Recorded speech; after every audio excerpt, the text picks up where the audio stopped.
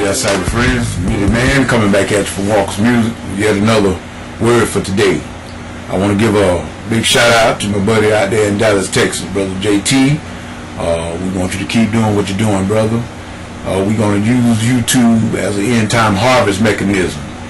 And also to our brother PP Drones, brother Elder Michael McCray, brother, my baby brother Justice, and brother AG Praise, and all ministers of music, ministers of the gospel. And we just want to give God the glory.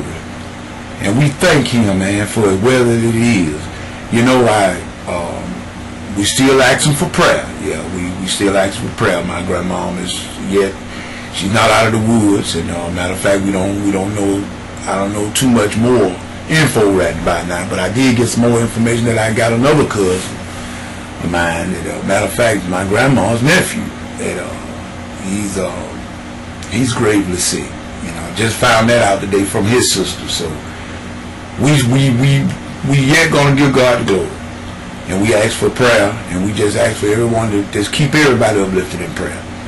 People, I want to speak on a couple of things here about.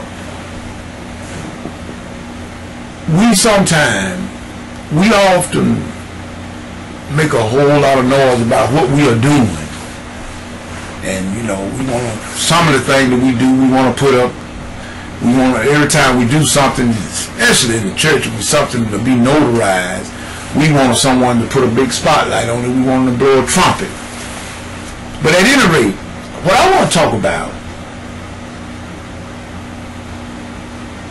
right about now, is the sin of omission.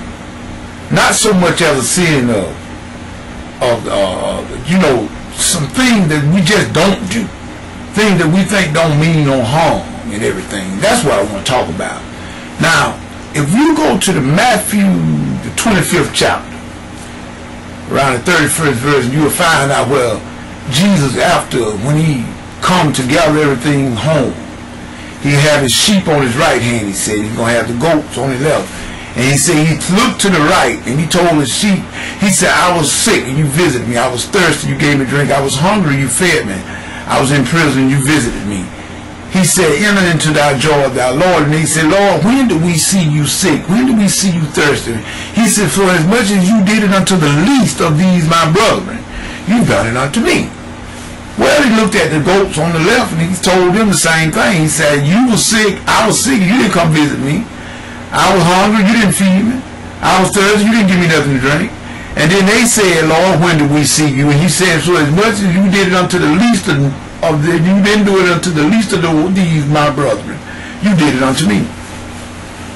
So that's a sin of omission. And I said that quickly because I just wanted to let us know. All this stuff sometimes we think we're doing such a great job at. God is not even worried about that. God is not even worried about that. It's the little foxes that spoil the vine, people.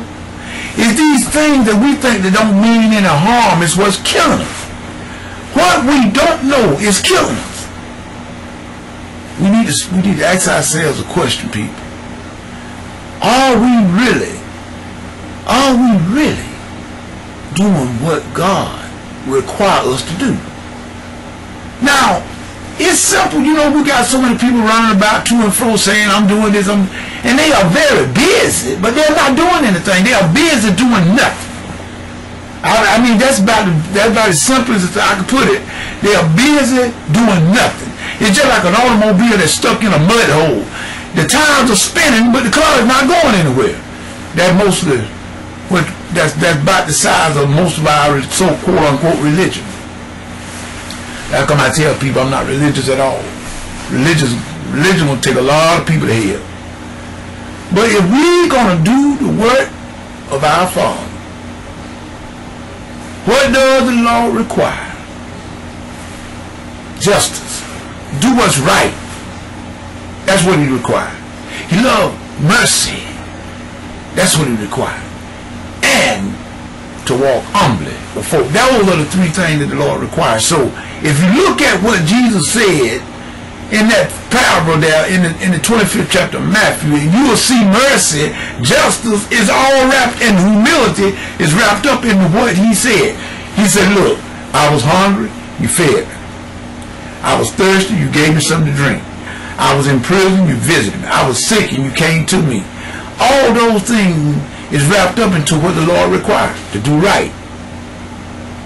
People, why is it so hard for us to just do what's right and know what's right?